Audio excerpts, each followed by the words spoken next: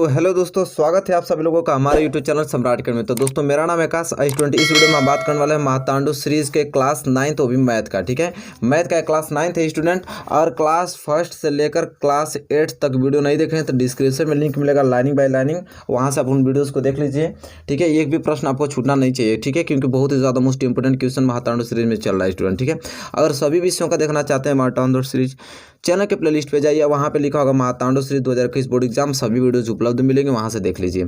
चलिए आज की वीडियो हम प्रारंभ करते हैं। आज बहुत ही मैं अलग ढंग से आपको मैथ बताने वाला हूँ। पहले हम लोग बहुविकल्पीय देखेंगे स्टूडेंट, पहले बहुविकल्पीय देखेंगे, फिर अति लघु उत्तर देखेंगे, फिर लघु उत्तर देखेंगे, फिर दीर्घ उत्तर देखेंगे। इस प्रकार क्वेश्चन हम करने वाले हैं मैथ में। तो बहुत ही ज़्यादा मोस्ट इंपॉर्टेंट आज के क्वेश्चन होने वाले हैं। तो इस वीडियो को शुरू से लेकर लास्ट तक देखिएगा स्टूडेंट, एक एक क्वेश्चन आप लोगों के लिए महत्वपूर्ण है। ठीक है, और अब इस वीडियो को शेयर भी कर दीजिए ताकि सबके फ्रेंड यहाँ पहुँच जाए और सभी लोग अच्छा स्कोर कर पाए स्टूडेंट। ठीक है, चलिए वीडियो को प्रारंभ करते हैं। सबसे पहले हम देखेंगे बहुविकल्पीय प्रश्न, और बहुविकल्पीय प्रश्न आपका पहला जैसा कि देख पा रहे हैं क्वेश्चन नंबर फर्स्ट आपका यह कह रहा है कि निम्न में से कौन सा सभाज्य संख्याओं का युग्म है। देखिए 4 ऑप्शन दिया है, कह रहा है कि सभाज्य संख्याओं का युग्म है। अच्छा स्टूडेंट, आप पहले हमको बताइए, तब तक आप ये नहीं जानेंगे कि सभाज्य संख्या क्या होता है, तो कैसे आप बताएंगे कि इसमें से कौन सभाज्य संख्याओं का युग्म है।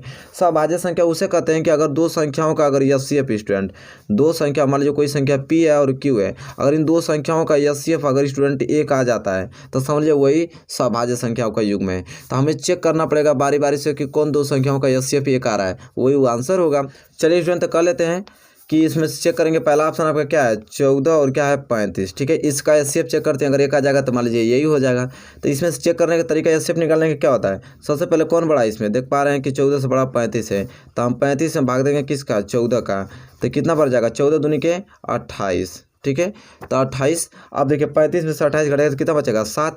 ठीक है स्टूडेंट, अब यहाँ पे 14 में 7 का भाग दें तो 7 दूनी के 14 कैंसिल हो गया। तो इसका तो एचसीएफ आ रहा है 7, एचसीएफ कितना आ रहा है 7, तो एचसीएफ 7 आ रहा है, तो ये तो होगा नहीं क्योंकि एचसीएफ हमको एक आना चाहिए, वो सभाज्य युग्म होगा। ठीक है, अब देखिए चेक करेंगे ऑप्शन बी को, ऑप्शन बी है 18 और 25। ठीक है, तो इसमें से बड़ा कौन है, तो स्टूडेंट 25 बड़ा है 18 से, तो हम 25 में किसका भाग देंगे 18 का देंगे स्टूडेंट। ठीक है, तो 18 कम 18। ठीक है, अब कितना 25 में से 18 जाएगा तो कितना बच जाएगा स्टूडेंट, यहाँ पे 25 में से 18 जाएगा तो कितना बच जाएगा 7 बच जाएगा। ठीक है स्टूडेंट, अब देखिए इसमें अब 18 का भाग देंगे तो कितना बच जाएगा 7 दूनी के 14। अब 18 में से 14 जाएगा तो कितना बच जाएगा 4। अब 4 का भाग देंगे 7 में तो 4 कम 4 बच जाएगा कितना 3। 3 का भाग देंगे अब 4 में तो अब देंगे 3 कम 3, कितना बच जाएगा 1। 1 का भाग अब 3 में देंगे तो 3 कम 3, अब जाके यह पूरा कैंसिल हो रहा है। तो किससे कैंसिल हो रहा है 1 से, तो इसका एचसीएफ क्या आ रहा है 1 आ रहा है। तो इसका तभी एचसीएफ स्टूडेंट 1 आने लगा तो हमको ये खुद मालूम चलेगा कि बस कीजिए जिसका एचसीएफ 1 आता है वही सभाज्य संख्याओं का युग्म होता है। तो यहाँ पे क्या आ गया स्टूडेंट, जैसा कि देख पा रहे हैं 18 और 25, तो लिखा है निम्न में से कौन सा सभाज्य संख्याओं का युग्म है, तो 18 और 25 होगा क्योंकि इसी का एचसीएफ आपका 1 आ रहा है, सिंपल बात। ठीक है, तो चलिए स्टूडेंट क्वेश्चन नंबर पहला आपको क्लियर हो गया होगा, नो डाउट आपको होगा क्वेश्चन नंबर पहले में। चलिए क्वेश्चन नंबर दूसरे की ओर बढ़ चलते हैं। चलिए स्टूडेंट देखिए, ये क्वेश्चन नंबर दूसरा आपकी स्क्रीन पे आगे करा कि बिंदु 3, 4 की मूल बिंदु से दूरी होगी। तो बिंदु 3, 4 की मूल बिंदु से दूरी पूछ रहा है। तो देखिए हम यहाँ पे लिखेंगे इसे किस प्रकार हल करेंगे। तो मूल बिंदु से दूरी का फार्मूला होता है मूल बिंदु से दूरी, और मूल बिंदु से दूरी का फार्मूला ज्ञात कर मतलब मूल बिंदु से दूरी ज्ञात करना है किसी बिंदु का, तो फार्मूला आता है कि करड़ी में x square plus y square, simple. तो सिंपल हो गया। बहुविकल्पीय का 1 नंबर का क्वेश्चन आता है। तो यहाँ पे x क्या है 3, तो 3 का स्क्वायर प्लस वाई यहाँ पे 4 है तो 4 का स्क्वायर, सिंपल सॉल्व कर देंगे तो 3 का स्क्वायर 9 और 4 का स्क्वायर 16, और यहाँ से 16 और 9 कितना हो जाएगा 25, और 25 का वर्गमूल क्या होता है 5, सिंपल ये आंसर हो जाएगा। तो बहुविकल्पीय का प्रश्न है तो सिंपल तो होंगे ही होंगे, 1 नंबर का क्वेश्चन पूछा जाता है, लेकिन भाई इंपॉर्टेंट है तो करना पड़ेगा। तो पहले बहुविकल्पीय का कर लें क्योंकि बहुविकल्पीय का भी तो क्वेश्चन पूछा जाता है एग्जाम में, समझ रहे हैं। चलिए क्वेश्चन नंबर दूसरा क्लियर हो गया तो क्वेश्चन नंबर तीसरे की ओर बढ़ चलते हैं।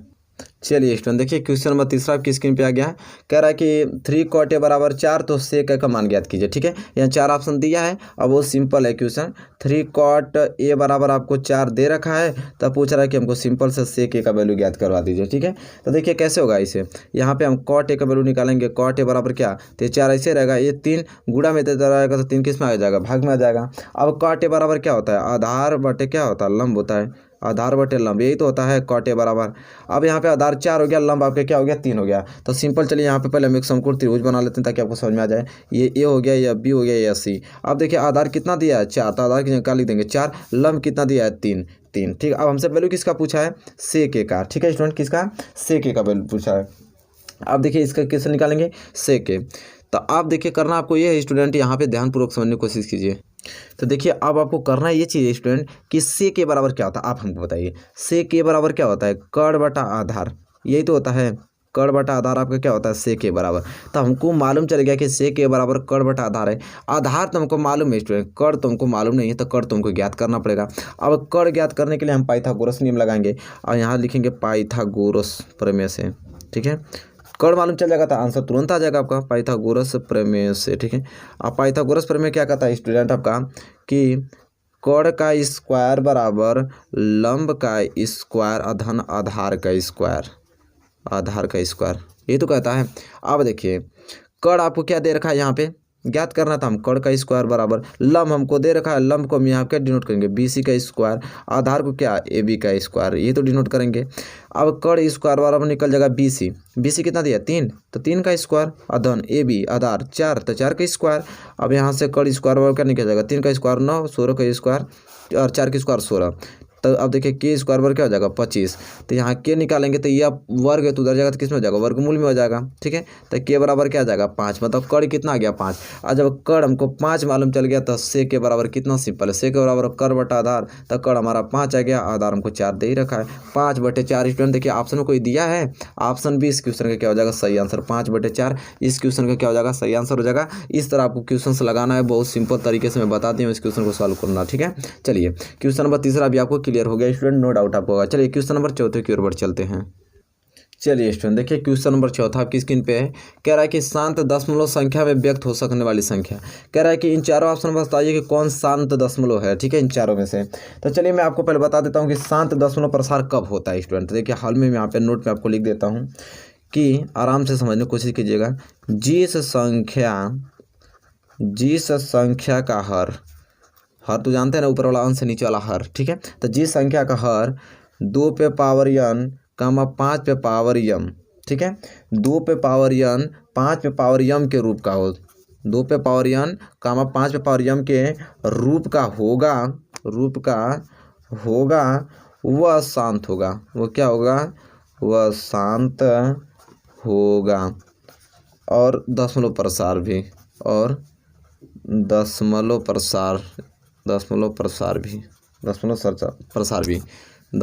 प्रसार ये लिख दीजिएगा।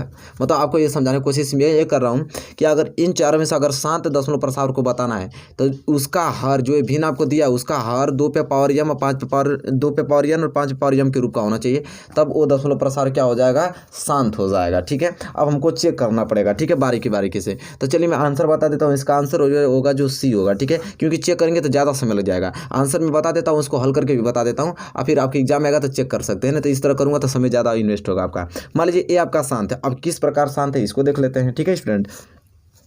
तो देखिए हर को सिर्फ चेक करना हमको। अंश आपका 227 जैसे ना उसको रहने दीजिए, उससे कोई मतलब नहीं, हर आपको देखना। हर इसका 625 है, 625 का हम लेंगे LCM, तो निकालिए। तो 2 से कटाएंगे तो कितना बढ़ जाएगा, यहाँ से 5 से कटा दीजिए और तुरंत हो जाएगा। 5 से कम 5 और 12 बज गया, 5 दूनी 10, 50 25, 5 से कटाएंगे तो 50 25, 5 से कटाएंगे तो 50 25, ठीक है। मतलब 5 से कटाएंगे तो 25 5 125, 5 से कटाएंगे तो 5 बार में, 5 से कटाएंगे तो इतना बार में, ठीक है। मैं थोड़ा फास्ट कराऊँ, समझ लीजिएगा। तो हमको ही मालूम चल गया तो 5 5 5, ये तो 5 पे पावर 4 आ गया। तो ये मतलब कि 227 बटे में 625 को मैं क्या लिख सकता हूँ, 5 पे पावर क्या लिख सकता हूँ 4। अब देखिए यह 2 पे 5 पे पावर 4 आ गया, तो देखिए 5 पे पावर m तो हो गया। अब 2 पे पावर n का मतलब, तो 2 पावर को n को हम लिख सकते हैं आराम से 2 पे पावर 0, क्योंकि 2 पे पावर 0 का मान होता है 1। 2 पे पावर 0 का मान क्या होता है 1, तो यहाँ 1 भी रहेगा तो कोई फर्क नहीं पड़ने वाला है। तो इस रूप में 2 पे पावर 0 हम आराम से लिख सकते हैं। तो हम देख पा रहे हैं कि यहाँ 5 पे पावर m गुणे 2 पे पावर n यहाँ पे हो जा रहा है। m यानी एक पूर्णांक संख्या होगी, यहाँ पे जो m n है वो पूर्णांक संख्या होगी। तो यहाँ पे आ जा रहा है ना इस रूप का, मतलब कि यह क्या है, शांत दशमलव प्रसार है। यह संख्या क्या है, शांत दशमलव प्रसार है, ऑप्शन सी। अगर इसका करेंगे ना, और इसका करेंगे तो यह सब 2 पे पावर m और 5 पे पावर m के रूप का नहीं होगा, 100% नहीं होगा, यही होबे करेगा, इसीलिए है, ठीक है स्टूडेंट। तो इसी प्रकार आपको चेक कर देना है। क्वेश्चन नंबर 4 आपको क्लियर समझ में आ गया होगा, नो डाउट आपको होगा। क्वेश्चन नंबर किस में, 4 में। चलिए स्टूडेंट क्वेश्चन नंबर 4 क्लियर होगा तो क्वेश्चन नंबर 5 की ओर बढ़ चलते हैं। चलिए स्टूडेंट देखिए क्वेश्चन नंबर 5 आपकी स्क्रीन पे आएगा, जो कि बहुत ही ज़्यादा महत्वपूर्ण प्रश्न है कि 9 सेक स्क्वायर ए माइनस 9 टेन स्क्वायर ए का मान ज्ञात कीजिए। अब स्टूडेंट 9 सेक स्क्वायर ए और माइनस 9 टेन स्क्वायर ए दिया है, तो 9 इसमें भी 9 इसमें भी, तो 9 हम कॉमन ले लेंगे तो बचेगा क्या, सेक स्क्वायर ए माइनस क्या बच जाएगा, टेन स्क्वायर ए, यही तो बचेगा, सिंपल बच गया इतना। अब स्टूडेंट आपको करना क्या है, यहाँ पे ध्यान समझिए, एक फार्मूला होता है कि टेन स्क्वायर ए बराबर 1 माइनस सेक स्क्वायर, ये फार्मूला होता है, समझ रहे हैं। टेन स्क्वायर ए बराबर 1 माइनस सेक स्क्वायर फार्मूला होता है। तो सिंपल से आपको स्टूडेंट करना ये चीज़ है, थोड़ा ब्राइटनेस कम कर देता हूँ, अब स्पष्ट आपको दिखाई दे रहा होगा। टेन स्क्वायर ए बराबर 1 माइनस सेक स्क्वायर। अब देखिए हमको करना ये चीज़ है कि इस माइनस सेक स्क्वायर को इधर अगर ला दूँ तो ये क्या हो जाएगा, प्लस सेक स्क्वायर हो जाएगा, बराबर इधर एक ही बचा रहेगा आपका। और इस प्लस टेन स्क्वायर को उधर ले चल जाऊंगा तो क्या बचेगा, माइनस टेन स्क्वायर हो जाएगा। मतलब सेक स्क्वायर ए को हम लिख सकते हैं 1 माइनस टेन स्क्वायर, आराम से लिख सकते हैं। तो 9 है, 9 सेक स्क्वायर को हम क्या लिखेंगे, 1 माइनस टेन स्क्वायर ए माइनस टेन स्क्वायर ए, ठीक है। अब देखिए 9 1 माइनस, देखिए यह माइनस को तब यहाँ कोष्टक में लेंगे तो टेन स्क्वायर ए, यह माइनस को क्या कर देगा, प्लस टेन स्क्वायर ए कर देगा। तो यह बच जाएगा आपका 9 1 माइनस टेन स्क्वायर ए और प्लस टेन स्क्वायर ए, 9 कोष्टक में ए माइनस टेन स्क्वायर ए और प्लस टेन स्क्वायर ए, तो माइनस टेन स्क्वायर से प्लस टेन स्क्वायर कैंसिल हो गया, बचा क्या, 9 गुणे 1 क्या हो जाएगा, 9 हो जाएगा। तो ऑप्शन सी इस क्वेश्चन का क्या हो जाएगा, सही आंसर हो जाएगा। उम्मीद करता हूँ क्वेश्चन आपको अच्छे ढंग से समझ में आ गए हैं। क्वेश्चन नंबर 5, चलिए अब तक हम बहुविकल्पीय देख रहे थे स्टूडेंट, ठीक है। अब हम लोग देखेंगे क्या, अति लघुत्तरीय महत्वपूर्ण देखेंगे, जो कि बहुत ही ज़्यादा मोस्ट इंपॉर्टेंट है एग्जाम के दृष्टिकोण से। देखिए स्टूडेंट आपका आ गया अति लघुत्तरीय महत्वपूर्ण प्रश्न, और पहला प्रश्न आपका अति लघुत्तरीय जो कि 2 नंबर आपको दिलाता है, वो वाले प्रश्न करने वाले हैं। और पहला प्रश्न आपको यह है, बहुत ही ज़्यादा मोस्ट इंपोर्टेंट प्रश्न है कि संख्याओं 130 और 280 का मसा यूक्लिड विभाजन एल्गोरिथम हल कीजिए। देखिए अंक चेंज रहेंगे लेकिन मेथड यही रहेगा कि यूक्लिड विभाजन एल्गोरिथम से मसा ज्ञात कीजिए, ठीक है। तो रूल जानते रहेंगे तो किसी प्रकार का भी कोई भी क्वेश्चन देगा आप कर लेंगे, कोई भी अंक देगा। तो देखिए मैं आपको बता रहा हूँ कि कोई भी 2 संख्या उसका आप मसा कैसे यूक्लिड विभाजन एल्गोरिथम द्वारा निकाल सकते हैं। चलिए सलूशन इसका देख लेते हैं, बहुत ही ज़्यादा इजी और सिंपल होता है। आपको दिया है कि 130 और कौन सी संख्या दिया है, 280। अब 130 और 280 का आपको निकालना है, ठीक है स्टूडेंट। तो आप हमको सबसे पहले देख रहे हैं कि 130 और 280 में बड़ा कौन है, तो हम देख पा रहे हैं कि 280 बड़ा है 130 से 30, अरे 130 से 280 बड़ा है। अब हमको निकालना है यूक्लिड विभाजन एल्गोरिथम से, ठीक है। तो अब देखिए इधर रफ कार्य हम करते हैं और इधर आपको लिख देना है क्या कि यूक्लिड विभाजन एल्गोरिथम, ठीक है। एक साइड यूक्लिड विभाजन एल्गोरिथम लिख देना है, एक और रफ कार्य करना। अब रफ कार्य हम कैसे करते हैं कि अब हम 280 में भाग देंगे 130 का, स्टूडेंट भाग कितने बार जाएगी स्टूडेंट, तो भाग जाएगी आपका 2 बार, क्योंकि 13 दूनी के 26 260 होता है। यहाँ पर जगह 0, यहाँ पे 2 20 बच जाएगा, ठीक है। अब इतना में हम यूक्लिड विभाजन एल्गोरिथम लगाते हैं। यूक्लिड विभाजन एल्गोरिथम क्या होता है, वो कहता है यूक्लिड विभाजन एल्गोरिथम कि भाज्य बराबर भाजक गुणे भागफल प्लस शेष, ये कहता है यूक्लिड विभाजन एल्गोरिथम। तब भाज्य हमारा कहाँ है, 280, तो 280 बराबर भाजक क्या हमारा 130 और गुणे भागफल कितना हमारा 2 और प्लस शेषफल कितना है 20। और यहाँ पे लिख देंगे कि जो आर क्या कहते हैं, शेषफल को, आर जो है 0 के बराबर नहीं है, मतलब शेषफल अभी 0 नहीं आया है, ठीक है, तो जानते हैं आप लोग। अब 20 का भाग देंगे 130 में तो कितना बार जाएगा स्टूडेंट, तो 20 छक्का 120, 6 बार जाएगा और यहाँ से बच जाएगा 10, इतना में फिर लगाएंगे तो भाज्य क्या है यहाँ पे हो गया, अब 130 यहाँ भाज्य हो गया 130 बराबर भाजक कितना है 20 और भागफल कितना है 6 प्लस शेषफल कितना हो गया 10। यहाँ पे भी जो शेष अभी 0 नहीं आया स्टूडेंट, एक बार फिर प्रक्रिया चलेगी। अब 10 का भाग देंगे 20 में तो 10 दूनी के 20, अभी यह कैंसिल हो गया, शेषफल कितना आ गया 0 आ गया, तो इतना लगाएंगे तो यहाँ भाज्य क्या हो जाएगा 20 बराबर 10 गुणे 2 और प्लस शेषफल कितना आ गया 0, ठीक है। अब यहाँ पे लिखेंगे आर जो है 0 के बराबर आ गया, ठीक है स्टूडेंट।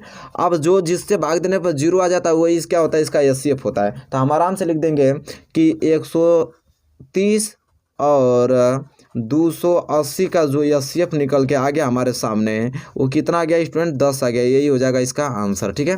तो अब हमको तो नहीं लगता है कि कोई दिक्कत होगा आपको कि अगर 2 संख्या दे दे और यूक्लिड विभाजन एल्गोरिथम से आपको एचसीएफ पूछे तो आप नहीं बता पाएंगे, आराम से बता पाएंगे, ठीक है। चलिए उम्मीद करता हूँ क्वेश्चन आपको क्लियर हो गया होगा। क्वेश्चन नंबर 1 और क्लियर आपने कर लिया अच्छे ढंग से, तो हम बढ़ेंगे अगले क्वेश्चन की ओर, क्वेश्चन नंबर 2 की ओर स्टूडेंट। चलिए स्टूडेंट देखिए ये क्वेश्चन नंबर 2 जो कि अति लघुत्तरीय का 2 मार्क्स आपको दिलाएगा, बहुत ही ज़्यादा मोस्ट इंपोर्टेंट है। ये क्वेश्चन आपके कह रहा है कि बिंदुओं 3, 0 तथा 0, y के बीच की दूरी 5 मात्रक है तथा y धनात्मक है तो y का मान ज्ञात कीजिए। जैसा कि दोस्तों सभी लोग जानते हैं कि अगर ये कोई बिंदु यह है, मान लीजिए यह ए बिंदु है और ये बिंदु बी है, इसका निर्देशांक आपको दे रहा है 3,0, इसका दे रखा है 0,y। कह रहा है कि इन दोनों के बीच की जो बिंदु की दूरी है वो कितना है, 5 मात्रक है स्टूडेंट। तो कह रहा है कि इस y का वैल्यू ज्ञात कीजिए। तो हम लोग आसानी से जानते हैं कि दो बिंदुओं के बीच की दूरी का फार्मूला क्या होता है, दो बिंदुओं के बीच की दूरी। तो दो बिंदुओं के बीच की दूरी का फार्मूला स्टूडेंट सभी लोग जानते हैं कि क्या होता है, अंडर रूट में x2 माइनस x1 का whole square plus y2 minus y1 का होल स्क्वायर। यही होता है दो बिंदुओं के बीच की दूरी। ठीक है स्टूडेंट। अब सिंपल आपको करना क्या है कि बीच की दूरी को आपको तो दे रखा है कितना, 5। तो 5 मात्रक बराबर क्या हो जाएगा यहाँ पे, अंडर रूट में x2 स्टूडेंट यहाँ पे क्या है 0 और माइनस x1 क्या है यहाँ पे 3, तो 0 माइनस 3 का whole square plus y2 student क्या है यहाँ पे y, तो y लगा देंगे और माइनस है तो माइनस y1 कितना स्टूडेंट यहाँ पे, y1 यहाँ पे जैसा कि देख पा रहे हैं 0 है तो 0 का होल स्क्वायर। ठीक है स्टूडेंट। अब आपको सिंपल करना है, 5 मात्रक बराबर क्या हो जाएगा यहाँ पे कि 0 में से 3 जाएगा तो क्या बचेगा आपका, या 3 ही बचेगा तो माइनस 3 ही हो जाएगा का होल स्क्वायर प्लस y में से 0 घटाएंगे तो y ही बचेगा यहाँ इसका होल स्क्वायर। तब 5 बराबर कड़ी में माइनस 3 का होल स्क्वायर क्या हो जाएगा 9 और प्लस y का स्क्वायर क्या हो जाएगा y स्क्वायर हो जाएगा स्टूडेंट। ठीक है। अब आपको करना ये चीज़ है कि देखिए यह वर्गमूल में ना है, ये जो वर्गमूल में है इस वर्गमूल को इधर भेज दूंगा तो यह वर्ग में हो जाएगा। ठीक है स्टूडेंट। इधर बच जाएगा 9 प्लस y स्क्वायर बच जाएगा। ठीक है, ये तो जानते हैं आप लोग। तो ये हो जाएगा 25 बराबर 9 प्लस y स्क्वायर हो जाएगा स्टूडेंट। ठीक है। तो ये हो जाएगा 25 और प्लस 9 इधर हो जाएगा तो माइनस 9 बराबर ये हो जाएगा y स्क्वायर। अब 25 में से 9 जाएगा तो कितना बच जाएगा 16 बराबर y स्क्वायर। तो मैं आप देखिए यह वर्ग है, इधर इसको भेज दूंगा तो यह वर्गमूल में हो जाएगा, इधर बच जाएगा y। तो y बराबर क्या हो जाएगा, 16 का वर्गमूल क्या हो जाता है 4 हो जाता है। तो y का वैल्यू क्या आ गया 4। यही हमसे पूछा था कि y धनात्मक है तो y का मान ज्ञात कीजिए। तो y बराबर 4 ये हो जाएगा इसका आंसर। तो देखिए दोस्तों, उम्मीद करता हूँ कि क्वेश्चन आपको बहुत अच्छे ढंग से समझ में आ गया होगा। ये बहुत ही ज़्यादा महत्वपूर्ण क्वेश्चन है। ठीक है स्टूडेंट। चलिए क्वेश्चन नंबर दूसरा भी आपका क्लियर होता हुआ तो हम बढ़ेंगे अगले क्वेश्चन की ओर, क्वेश्चन नंबर तीसरे की ओर। चलिए स्टूडेंट इस क्वेश्चन को कर लेते हैं। देखिए एक क्वेश्चन है, क्वेश्चन नंबर तीसरा, जो कि बहुत ही ज़्यादा महत्वपूर्ण प्रश्न है। कह रहा है कि 10 व्यक्तियों के भार का समांतर माध्य 45.6 किलो दे दिया है, उनके भारों का योग ज्ञात करने के लिए पूछ रहा है। देखिए बहुत ही ज़्यादा मोस्ट इंपोर्टेंट स्टूडेंट। ठीक है। 10 व्यक्तियों के भार का समांतर माध्य 45.6 दे दिया है और उनके भारों का योग ज्ञात करने के लिए बोला। तो देखिए स्टूडेंट किस प्रकार इसे हल करेंगे, बहुत ही आसान तरीके से मैं बता रहा हूँ। तो सबसे पहले समांतर माध्य बराबर क्या होता है, पहले फार्मूला आप तो जानते होंगे, उसी पर आ जाएगा। ठीक है। तो जैसा कि देख पा रहे हैं स्टूडेंट के समांतर माध्य बराबर होता है भारों का योग, जो भी भार दिया रहेगा उसका योग कर देंगे हम, भारों का योग। अगर इसका समांतर माध्य निकालना हो तो पहले भारों का योग बटे में भारों की संख्या, नहीं व्यक्ति दिया ना, व्यक्तियों की संख्या, व्यक्ति की संख्या। ठीक है। अब देखिए यहाँ पे समांतर माध्य बराबर भारों का योग बटे में व्यक्तियों की संख्या करेंगे तो समांतर माध्य निकल जाएगा इस कंडीशन, इस सवाल का। अब कह रहा है कि समांतर माध्य आगे हमको खुद ही दे रखा है कि 45.6 बराबर भारों का योग। हमसे लास्ट में पूछा क्या है, भारों का योग। तो ठीक है, यहाँ पे लिखेंगे हम लोग भारों का योग को कुछ नहीं करेंगे क्योंकि हमको यही निकालना है, भारों का योग बटे में व्यक्तियों की संख्या। 10 व्यक्ति दिया है तो 10 व्यक्ति सिंपल। अब यह भाग में इधर जाएगा तो गुणा में हो जाएगा, तो हो जाएगा 45.6 गुणे 10 बराबर भारों की संख्या, चलिए x मान लेते हैं। ठीक है। अब यह हो जाएगा 45.6 को गुणा करेंगे तो क्या हो जाएगा 556 हो जाएगा। 1.0 यहाँ पर लग जाए तो इसका मतलब 456 ही होता है। ठीक है। तो 45.6 में 10 को गुणा करेंगे तो 456 हो जाएगा। अब बराबर ये x निकल गया तो x बराबर क्या हो जाएगा, वो मान लीजिए 456 ही है। x को हम क्या माने अभी जस्ट भारों का योग, तो भारों का योग कितना निकल गया 456 निकल गया। तो बहुत ही नॉर्मल क्वेश्चन है, देख पा रहे हैं, बहुत ही अच्छा सिंपल, बहुत ही ज़्यादा सिंपल क्वेश्चन है, आपको आसानी समझ में आ जाएगा स्टूडेंट। नो डाउट आपको होना चाहिए इस क्वेश्चन में। ठीक है। चलिए ये क्वेश्चन आपको क्लियरली समझ में आ गया होगा और बहुत अच्छे ढंग से भी समझ में आ गया होगा स्टूडेंट। तो देखिए इसको नोट कर लीजिए, क्वेश्चन नंबर क्या है तीसरा। तो देखिए इसमें मैंने मोस्ट इंपोर्टेंट क्वेश्चन इतना कराया हूँ और उम्मीद करता हूँ वीडियो आपको अच्छी लगी होगी। जस्ट आज ही मात्र 5-7 घंटे में और 2-3 विषय, इसके बाद साइंस का आएगा स्टूडेंट, इंग्लिश का आएगा, फिर जस्ट आज मैथ का फिर लेके आऊँगा। आप लगातार कंटिन्यूटी करते रहिए, नो डाउट आपको होगा। ठीक है। अच्छे से पढ़ते रहिए, तैयारी अपनी कंटिन्यूटी रखते रहिए और वीडियो पसंद आए तो लाइक कीजिए और चैनल पर नया है तो चैनल को सब्सक्राइब कर लीजिए और बेल आइकन को प्रेस करिए। तब तक ले दोस्तों धन्यवाद, मिलेंगे आपसे नेक्स्ट वीडियो में।